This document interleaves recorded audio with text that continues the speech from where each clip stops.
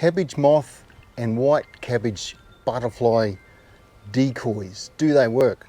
So far is the best answer I can give you. I can't give you a definitive answer because I've only just bought them this year for the first time.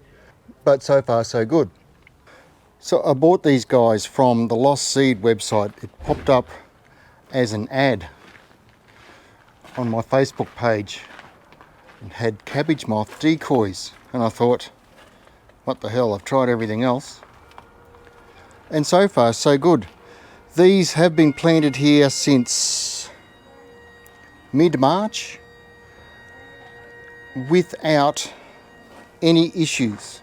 And normally here in this little the veggie garden at work, there's cabbage moths flying around all the time, but I haven't seen any. I'll tell a bit of a lie, I have seen one, and he didn't know what to do. He just kept on landing everywhere except on the cabbages. So far it works. The theory is that the cabbage moth is a territorial type moth.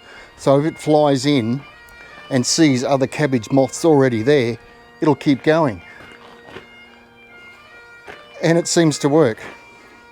I'm not going to say 100% it works, but if you're interested in trying your own, I will put a link in the description below for the Lost Seed company, garden shop is what they call themselves, sorry.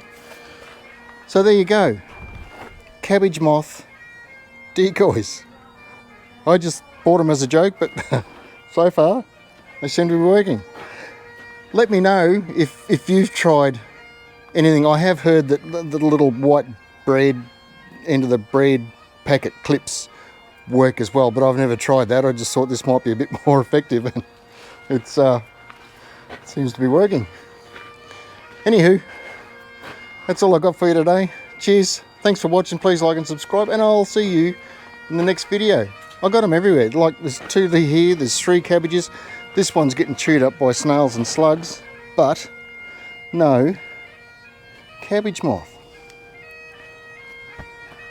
Marvellous. One down here, one cabbage, he's got his own little moth. Not a problem.